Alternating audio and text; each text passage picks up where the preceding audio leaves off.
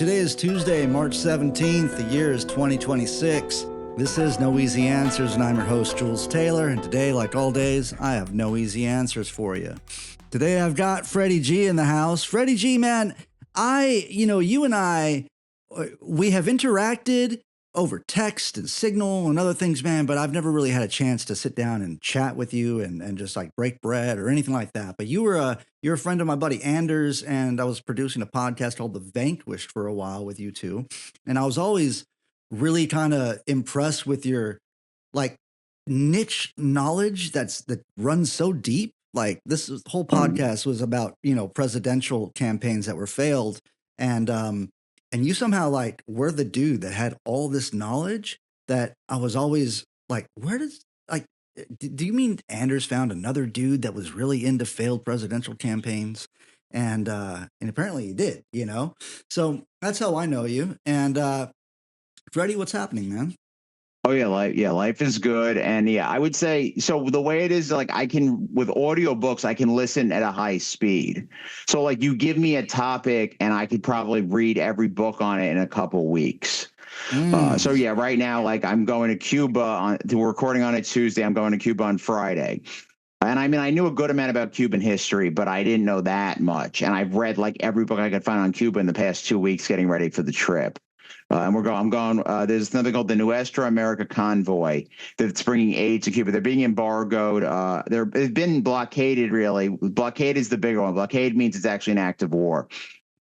That's where you keep other countries from trading with Cuba, not just America's not trading with Cuba. If it was only America, it's an embargo. But anyhow, yeah. So after Venezuela, America captured their president, then they cut the flow of oil from Venezuela to Cuba. Venezuela has a lot of oil and was giving Cuba enough to survive. So now Cuba hasn't had oil since January, and we're recording in mid-March. So they're having the whole island is having a lot of blackouts, and their grid is based on oil, and it's not good. And obviously it's causing other problems. People in hospitals can't get treatment. I'm sure it makes it hard to get food and water and stuff. So the island's being starved, people are dying, and we're going to kind of bring awareness to that. Yeah, I mean, when you told me you were doing this, I thought it was pretty amazing, man. You're flying into Cuba, though, is what you're doing, correct? Yeah, oh yeah. So I'm not like on the boat. Like, there's a lot of people did a lot of like amazing things, and then this comic and activist Kate Willett said that she wanted to bring a group of left-leaning creators out there to help make people more aware. And she got about 20 of us to go. So I joined late into that process, late into the whole thing process, and just joined with Kate. So we're flying, and when you're an American, there's only so many places you can stay, and they are luxury hotels. So we're flying and staying in a luxury hotel, and that's probably why they need me. Because like if they needed someone to like be on a boat or do anything like really tough, they would get somebody like in shape. But for me, if you just need someone to kind of yap at the phone and then maybe post some pictures online, that's me. And also, my big thing is, I'm reading and posting pictures, maybe hopefully make some funny content as well. It's not about, I'm a comedian, but I'm willing to make content that's not funny when you gotta say something important. But yeah, that's what we're doing. Yeah, we're a very small part of it, and there is some big people going, not in my group, but in the overall thing. My group is rolling into Code Pink, who's bringing 120 people. But then also, like in all the groups, there's some people who are Cuban who are going also. And then there's Greta Thunberg, Hassan Piker, and Kneecap are the biggest people going. Also, the Amazon labor union guy, Chris Smalls. Yeah, and he went to Israel also and was like held for a few days by the IDF and beat up, and it's rough, man. I know that, my comrade Max with the Real News Network interviewed Christian Smalls while he was on the flotilla on his way out there. And I mean, he's been on the show before on Working People podcast. So it's when I originally contacted you, I was like, hey, can we do something about like Jewish anti-fascism? Can we do something about history of Palestine, occupied Palestine, the forming of a nation of Israel? And that's when you told me you were going to Cuba. And I was like, well, shit, we should do a Cuba episode and talk about, some of the history of Cuba and stuff like that. And, like yourself, like I went and grabbed the Vijay book on Cuba, literally called On Cuba. and started perusing that a little bit. And there's a couple more. I mean, I went through and downloaded some stuff from Z Library, but I didn't have a chance to review all of that stuff. But I mean, the basic thrust of what we're getting at here, why you're going to Cuba, is because the electrical grid is based off of fuel. And once we kidnapped Nicolas Maduro and we imprisoned him, there's no more oil going to Cuba from Venezuela. So as if it wasn't enough to already have this sort of embargo and to add Cuba to like the state sponsored of terrorism list and things like that, it's now there's just complete deprivation of oil because we kidnapped the head of state. Yeah, let me give a little background in that. Yeah, people know a lot about the Castro era, but once Fidel was out of power, so then it was around the Obama times, and around 14 or 15, he opened up relations with Cuba a little bit. He went to Cuba, more Americans went, and he sort of like more goods could get in. It was kind of a bit of a golden age for them, because things had improved a lot. They had a lot of ups and downs. They had a really bad time in the 90s after the Soviet Union fell. It was called the special period. But yeah, so Obama made things a lot better. He made Cuba kind of cool, because Cuba is incredibly cool and incredibly great place to go if it's not being like insanely embargoed. So Obama didn't change any laws or do anything that couldn't be reversed. And then, of course, Trump wins, and Trump immediately reverses everything. So things got worse. And then Joe Biden didn't do anything to improve it, which is very typical with Biden. It may have been because he only had 50 senators and he needed all the votes. And one of them was Bob Menendez, the corrupt senator from New Jersey, who was a Cuban. So it may have been because of that. But anyway, yeah, things didn't get any better under Biden. And then Trump comes in. He's like, well, I got to make things even worse. And then I think he already added more sanctions and made things worse in 2025. But yeah, then January 2026, he's made it like a desperate situation.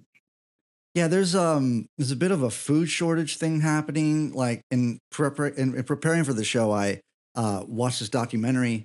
It's a short documentary, but it showed how the Cuban government is allowing like private enterprise sort of food stores, like supermarket type places. And the prices are exorbitant, and a lot of folks can't really afford that, but that's what they're kind of forced into at this point, because shipments of rice and beans have been delayed, whereas they used to get them every 15 days. It's now pushed to like 45 days. And now even with the, when the government issues them I forget what it's called, there's a term for it, but the actual like card that entitles you as a citizen to some type of food, they go there and there's no beans. There's no, the typical things they might expect. They're down to like peas at this point or something. So I'll link that documentary in the show notes.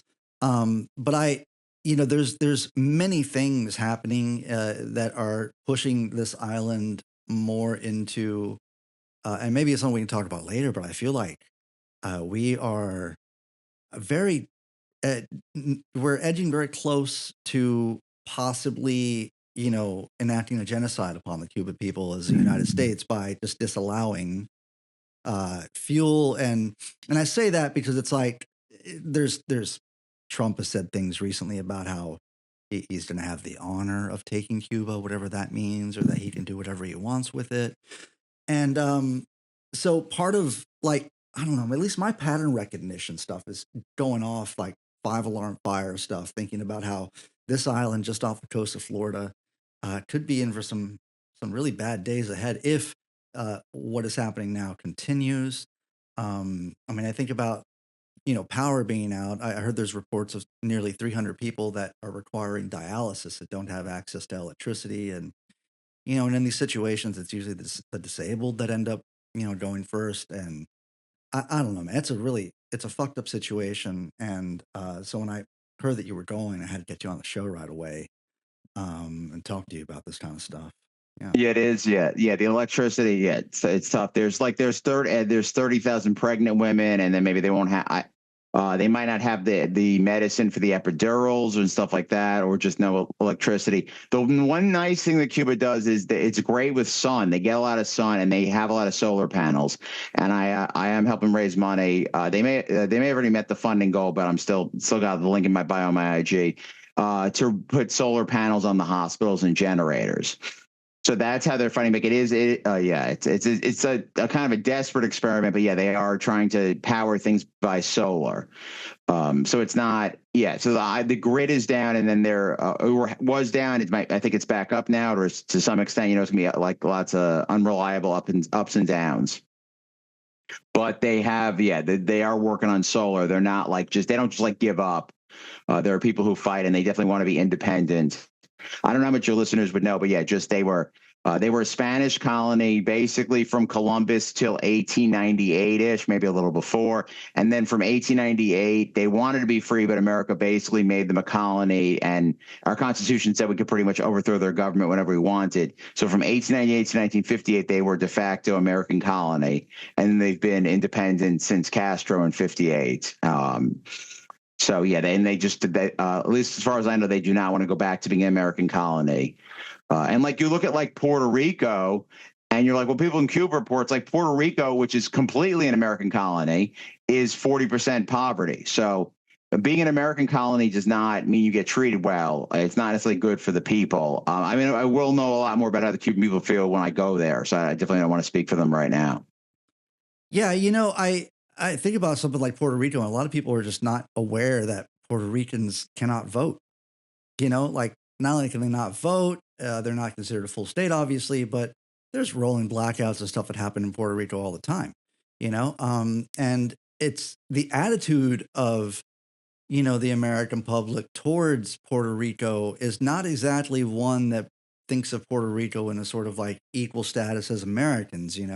Yet there's a disproportionate number of Puerto Ricans in like the National Guard, because one of the ways to citizenry is through service in the military.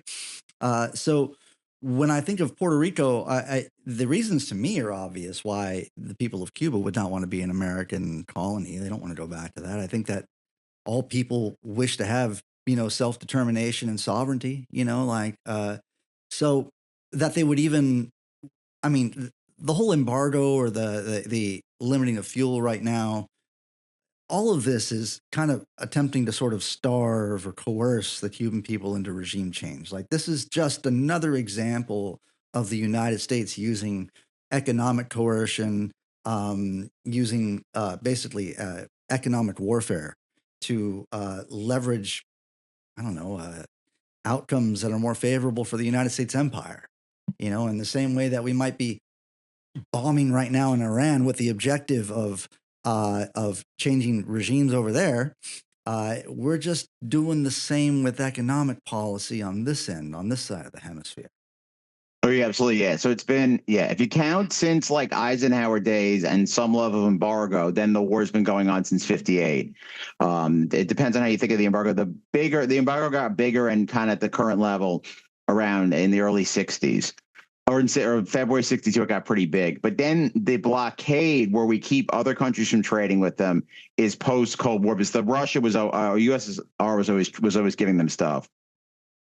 So that and like around 1996, we did the full blockade, and it hasn't really changed. So it's an if you count that as a war, it's an over 30-year war. It might be the longest war in American history. And yeah, it's really unfair. And yeah, as far as like comparing it to Gaza, like, I mean, what's going on Gaza, especially at the peaks of it, is so bad. It's hard to compare anything, but this has a lot of the same aspects with the embargo. And it is also weird because like in this case, like the Tel Aviv is like Miami, but it's Cubans in Miami who want this done to Cubans in Cuba. There are some racial differences within Cubans, but it is just kind of weird how it's kind of Cubans on both sides. And now that I've been learning about it, my YouTube algorithm shows me a lot of Miami news. And yeah, they're just kind of like, it's like they're playing a board game. It's like, okay, risk, we're about to conquer another place. And they will not talk about how people are dying. They'll mention the embargo, but yeah, they kind of make the embargo seem like it's a natural disaster or something that's Cuba's fault. But yeah, people die every year from the embargo, and now the harder embargo is now probably making people die at a faster rate. We'll have to find out the statistics later. Yeah, I mean, it's interesting to me that a large part of like, Cubans, especially Cubans in Florida, that do not like the current, I guess, that are more. I guess the Cubans that identify more as Americans than Cubans, who are known as gusanos at times. Uh, it's almost like I just can't understand the mentality you speak to of like, it's almost like they're playing a game of Risk, like you say. I mean, these folks are basically just, it's almost like they blame the disposition of the people in Cuba on themselves, and it clearly, like, there's been embargoes and stuff, and the island has been without for quite some time, and they've made do, and the whole island seems like it's kind of a cutout from the 1960s, mostly due to like them not receiving new stuff. I mean, machinery is high on the list of things that they need. But even if they, at times, if they have the machinery, they don't have the fuel to do that, and there's long lines for gasoline. But these cars are there because there haven't been new cars coming in, and there's just a bunch of fixed up cars. I mean, you can even the first example I heard about this when I was younger was like reading, I think, the Rum Diaries or something, when, he goes to Cuba and then he has to buy a used car, and it's this old car out of the 60s. And I remember reading that as a kid and being like, what, why is he driving around this old like 60s car? But yeah, so there's an interesting subsect of like MAGA Cubans that are very supportive and nationalist of the United States, but almost like carry this generational resentment of being kicked off their farms by Castro and having to leave and being on this side of the Caribbean, and just totally not. I guess I would say, they are.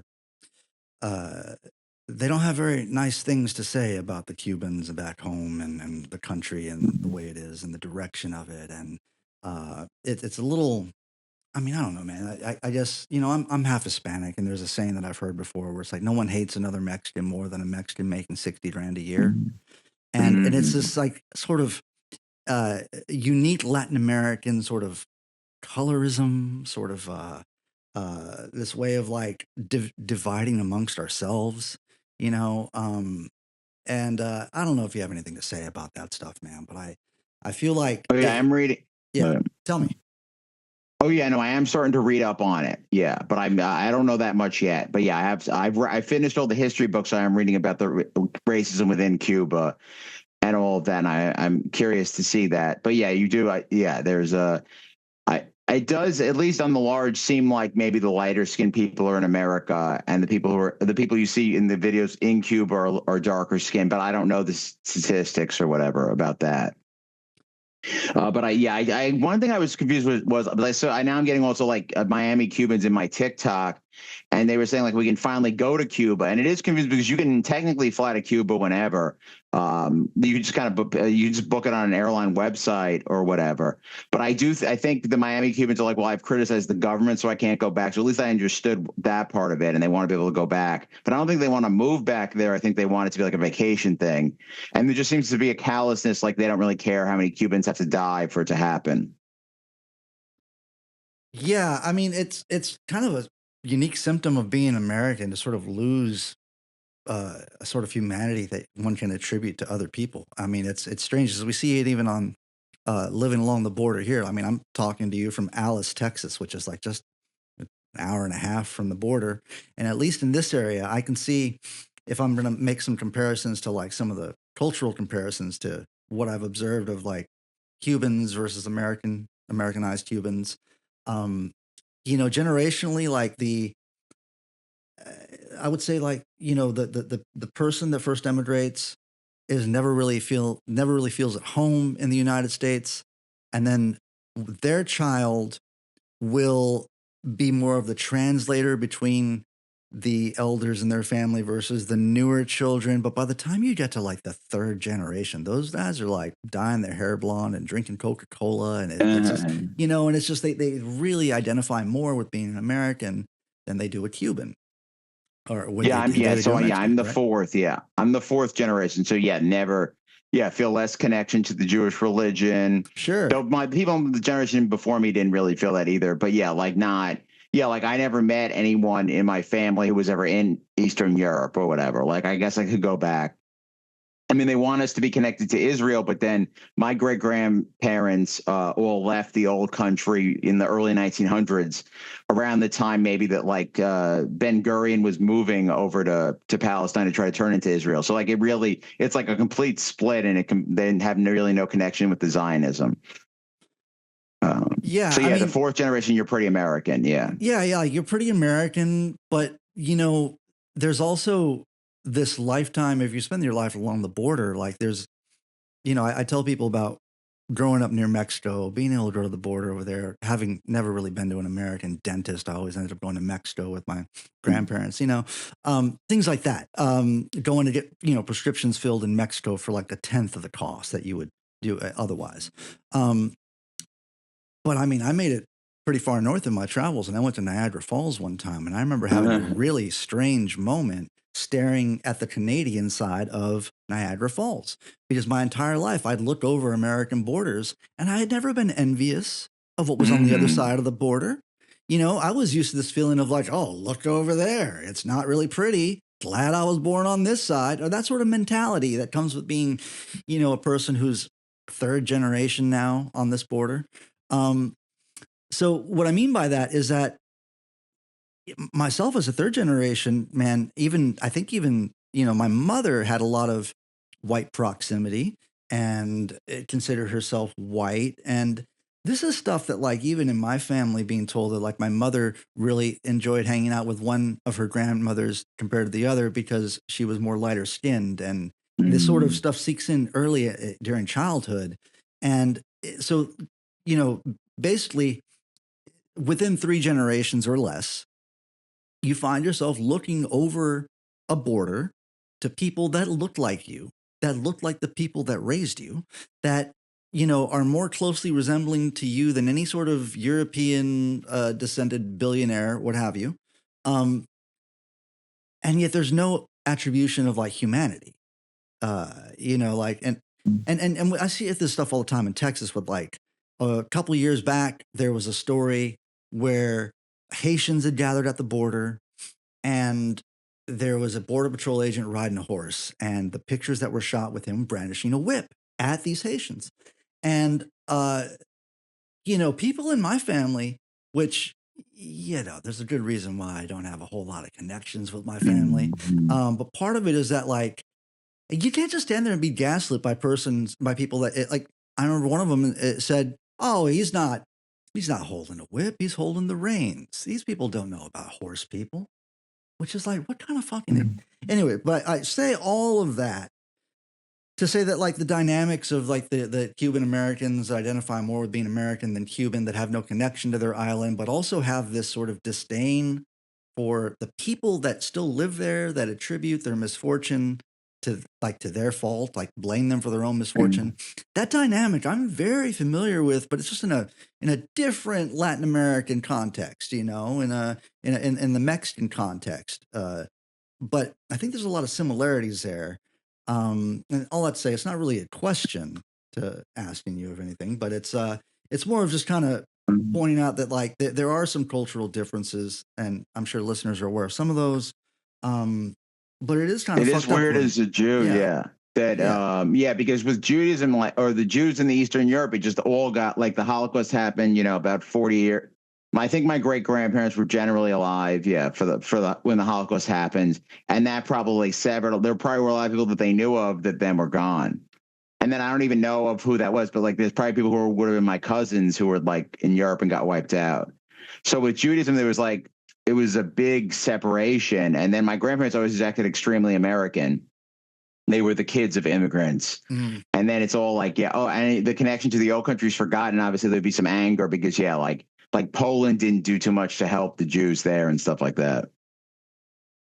Yeah. I mean, I'm reminded of like, Norm Finkelstein, when he speaks of his parents who were Holocaust survivors, and he said, they never had anything positive to say about Germans. And it's a powerful point to say that like, if you are oppressed, you have the right to hate your oppressor.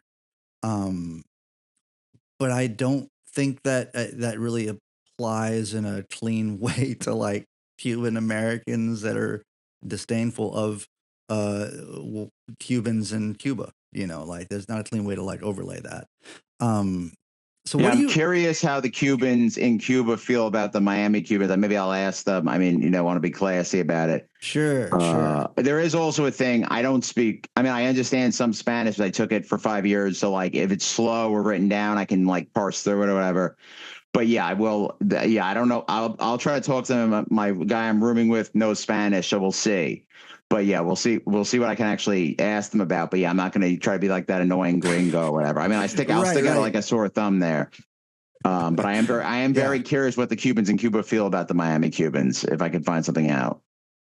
Yeah, I'm really curious as well. I mean, because they have to be aware of that stuff. It's just a matter of like, I don't know how you enter that point in a conversation randomly with a country you're visiting, but so and people should check out Belly of the Beast. They're people in Cuba. They make a lot of documentaries. One's called The War in Cuba, that was kind of about what was going on in Cuba during the Biden administration.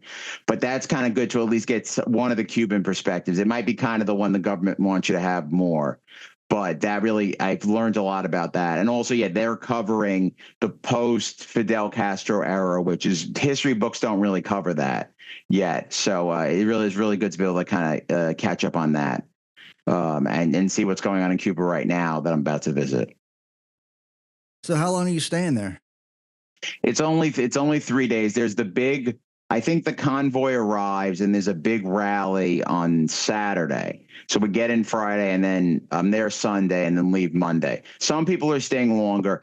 I mean, for me, I've been on my phone constantly since 2014. I went on my honeymoon. I dropped my phone in the Caribbean Sea and I didn't have a phone for a couple of days. So since then, I've been on my phone. We're not going to have the internet, maybe a little at the hotel and electricity. So like it's easier for me to get myself to do it for a few days, see how I feel and all that. And I guess, I mean, ideally it'll toughen me up and maybe I could go to Israel, Palestine at some point. I'm not, that's a lot scarier because I posted a lot of stuff. But yeah, like so to me, it being a short experience is a little more digestible. It might be that when I'm there, I don't want to leave or whatever. Though I think, when I get back to America, it'll be easier again. So, and I'll catch up on the internet. So yeah, it's a short trip, but yeah, there is one big day. That's important. So yeah, people should check out. I mean, I think some stuff might come out. Like Hassan Piker, I think will be able to live stream from the rally. So I think on Saturday, people will be getting a lot of information already. And then what we're doing is we have a director who used to work with Belly, or maybe still does with Belly of the Beast. And then we're going to have like really good footage that then we're going to take home with us and then start releasing the next week. So that is also another thing is, once I'm back, by time maybe as early as like Tuesday, I'll be able to start editing my footage or whatever and putting TikTok and putting vertical videos out.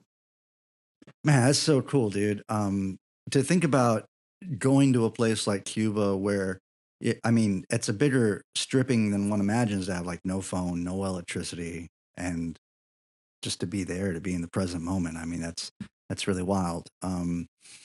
Yeah, I'm excited for you, brother. I'm excited that you get to go and have this experience and get to, take whatever age you're. I mean, what are you taking down there? I mean, I know the solar panel thing, but yeah, like if I was going, see, there's a charter flight that the org got. So I'm on a charter flight that has a lot of medical aid, and I think they even got a second plane for more aid. And then I just get a seat, so I'm just bringing a carry-on. So I'm gonna bring I bought like crayons and stuff. Like I brought like these lights that get charged by the sun, and then I'll probably leave them in Cuba. So I'm bringing a little bit, but a lot of it is I'm just kind of tagging along and then gonna get people more aware. And yeah, I did. I don't think I've said this before in this conversation, but I didn't know what was going on until I heard Kate was going, and then everyone in my life had no idea. So I'm already just telling people I know about it. Like you're already just informing people. People in America really didn't know. Maybe they're finding out from all the publicity this week, hopefully, and hopefully this podcast helps a little bit.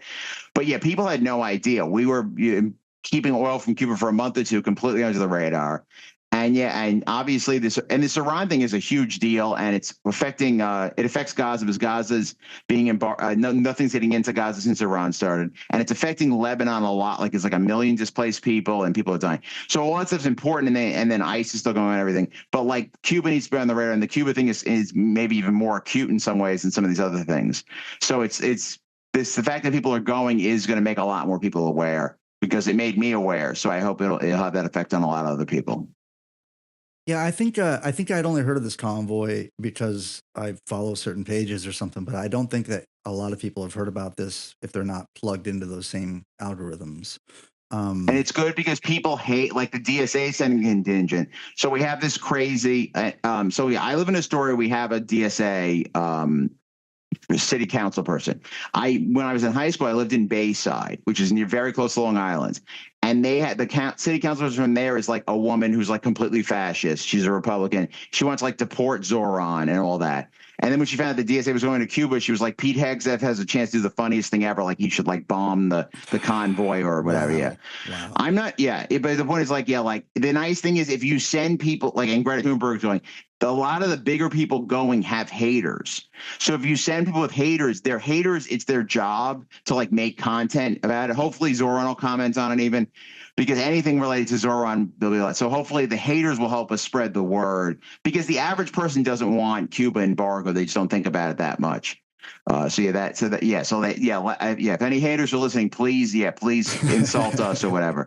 Also, it's not that dangerous. Cuba doesn't have a lot of crime, and they're not going to. There's not a, if they don't want us to go, they could cut the flights off, and even if they did some kind of attack, they're not going to attack the American hotel. So it's not actually dangerous, but it feels dangerous. It's actually the perfect thing for me to do, because I don't know if I can do anything actually dangerous, but this is like exciting enough that people will pay attention. Yeah, I mean, I think it is obviously less of a leap going to Cuba than it is trying to break the blockade in Palestine. But it's still like, it's got to be kind of exciting for you, obviously, because like there's a whole bunch of socialist history contained on that island. And I mean, maybe some folks have mixed opinions on the socialist history of Cuba. I'm not really aware, like I said, of any of what opinions people may have there. And like I said, you don't want to speak for them. I understand that. But I'm hoping that when you come back, there's like a diverse set of conversations that you've had around a lot of this stuff, because I think people there are divided on the government. I think they have a lot of levels of democracy within the society, but obviously they don't get to elect who like the head guy is, because it was Castro, then Castro's brother, and then I believe Castro's brother picked the current guy, and I'm forgetting his name now. So there's levels in which they have democracy and levels that they don't. It might be also that, maybe the democracy that they have is not that powerful, and a lot of stuff's picked. So yeah, and like any government, there's going to be mixed opinions. But I'm sure they're all very, upset at the blockade.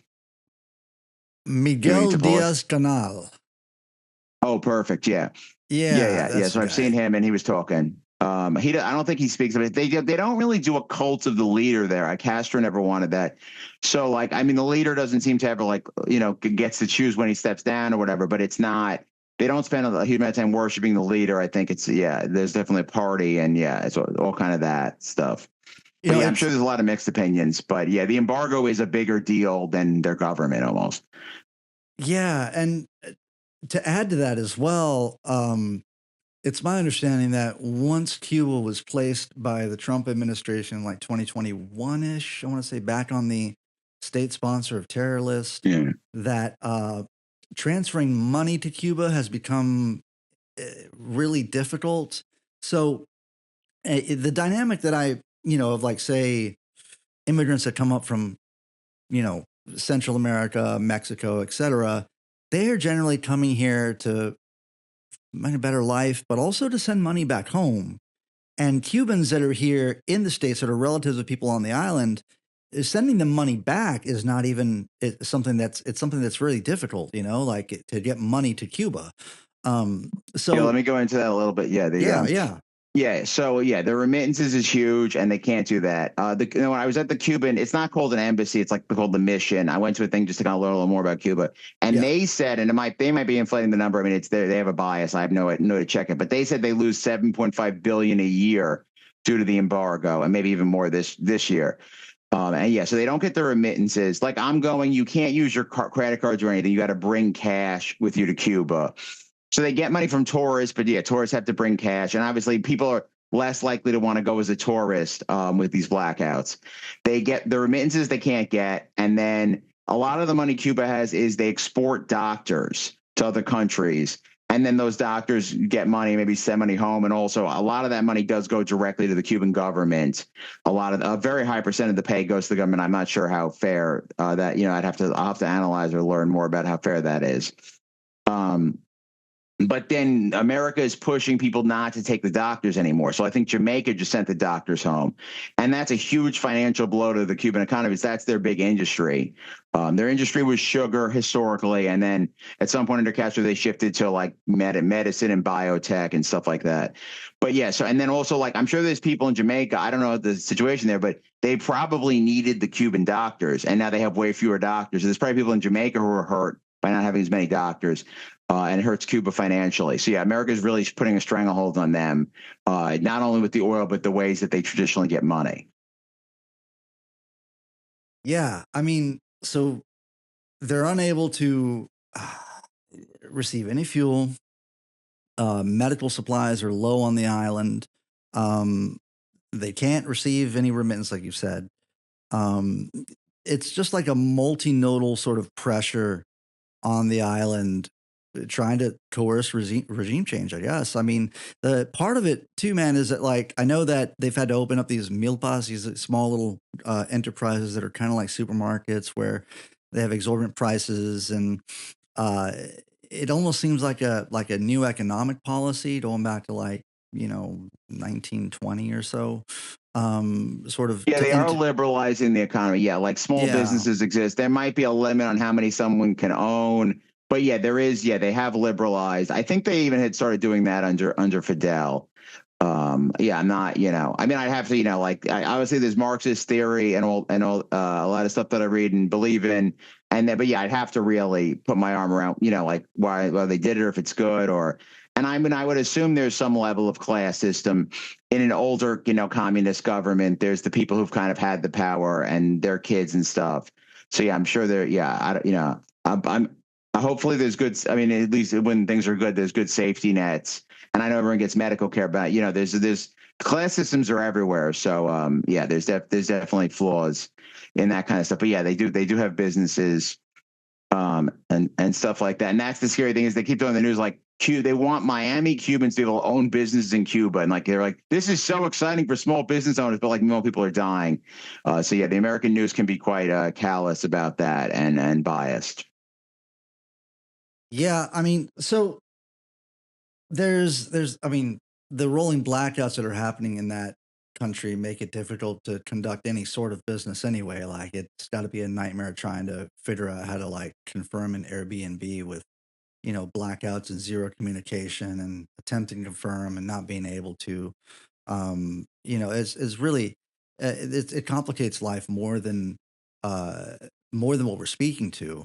I mean, obviously there's like the I imagine. yeah, I mean, there's that you spoke about with 30,000 pregnant women on the island that may not, postponement of surgeries, that will inevitably have to happen with lack of fuel.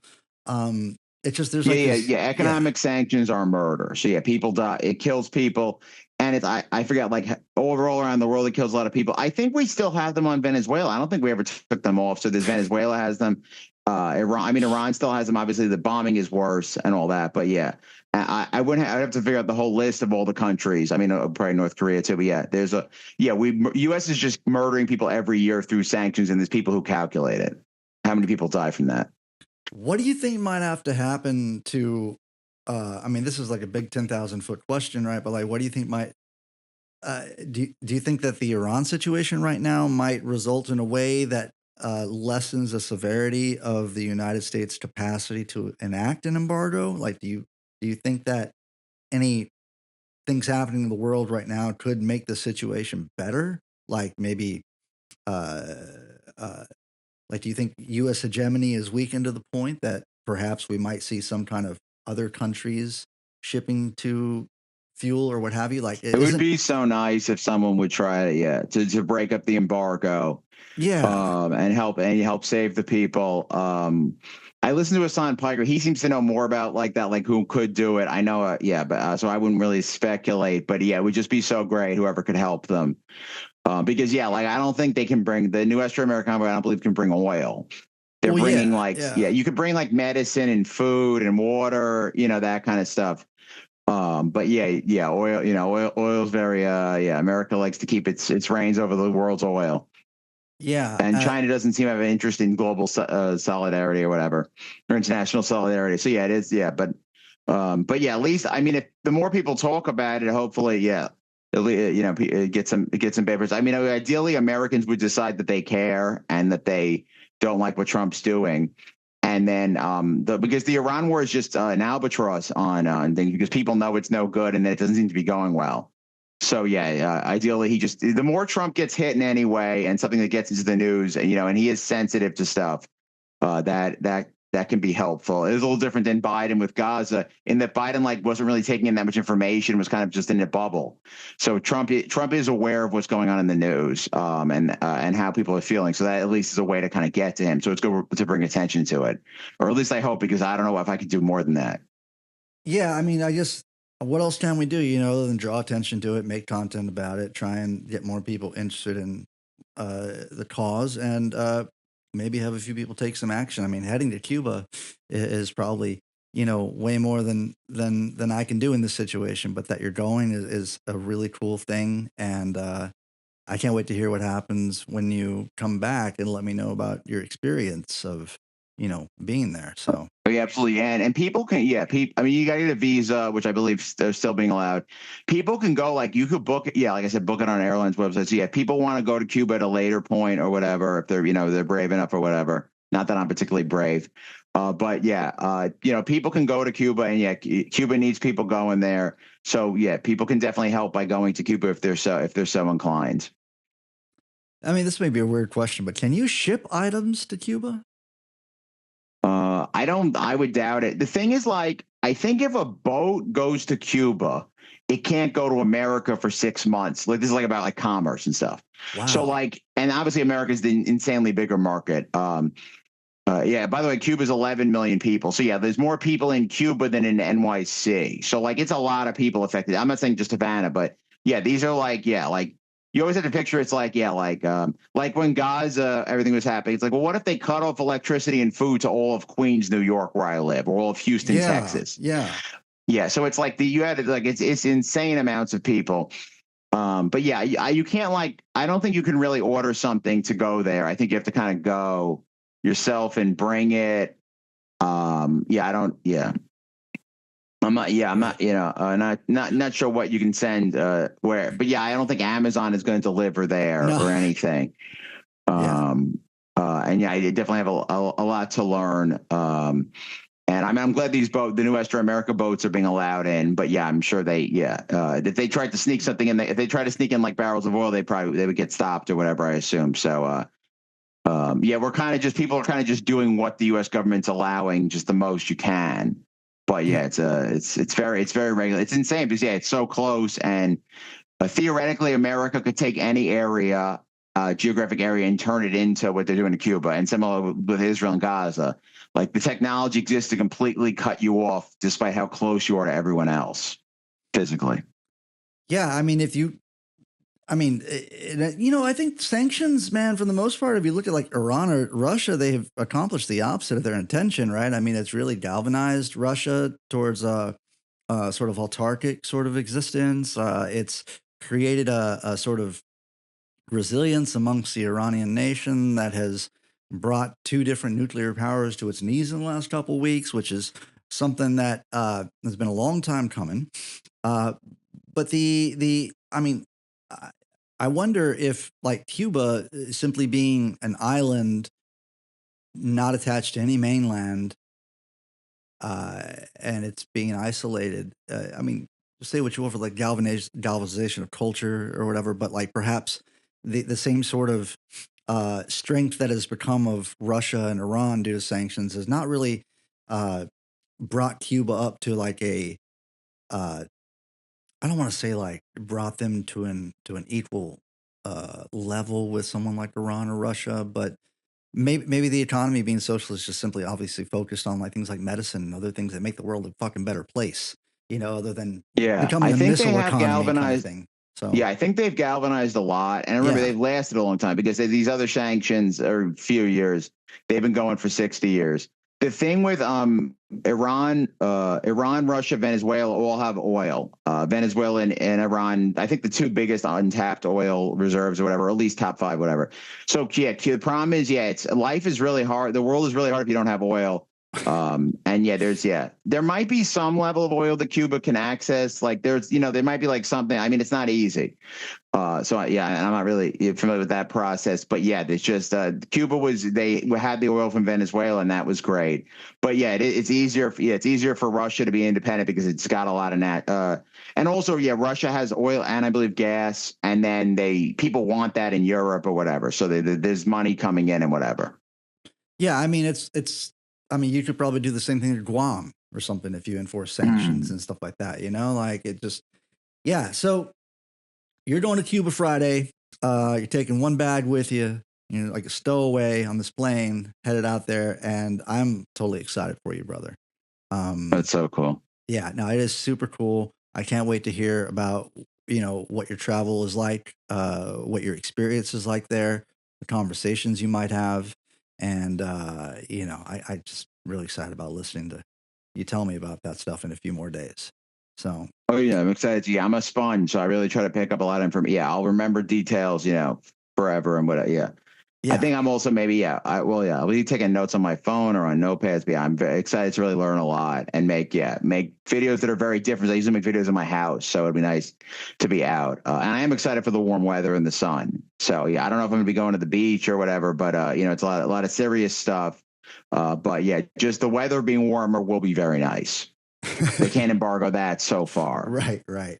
Well, I mean, living in New York, February was the month to get the hell out of Dodge for a while, like that was every year around winter. It was like, oh, what can we get out during February? Like just for a week or so, Oh yeah. If I was more successful, I would leave New York. Maybe I mean, either in October before it gets cold at all, or at least after New Year's.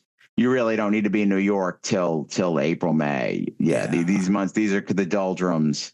Yeah. And it's a lot of being at home. At least now we have more light with the daylight savings time or whatever. Well, you didn't even live in New York City and like not see the sun at all. It was the height of the buildings, I became like nocturnal. Yeah. I went on a real late sleep schedule, just making content. And now there's more daylight, and I've kind of reversed it to try to get ready for Cuba. Sweet. All right, man. Well, we can end it there, man. Thank you so much, Freddie. You want to plug any gigs you have coming up, or? Oh, sure, yeah. It's at Orange Freddy G on all the social media. I mean, if you are in New York, we have a big paid protest show that I'm going to be at Caveat. We're raising money for the AIPAC tracker and the Dump Dan Goldman campaign. He's a very pro AIPAC congressman that we're trying to replace with Brad Lander, who's a progressive Jew, who's not perfect on Israel, but he's way, way to the left of Dan Goldman and almost all of Congress. I think he's even to the left of Bernie. So that's on April 12th, Sunday. We're raising money for that. But yeah, just in general, Orange Freddy G on all the platforms, and you can see all the vertical videos and then like learn more about me and all that. Sweet. Thanks so much, Freddie.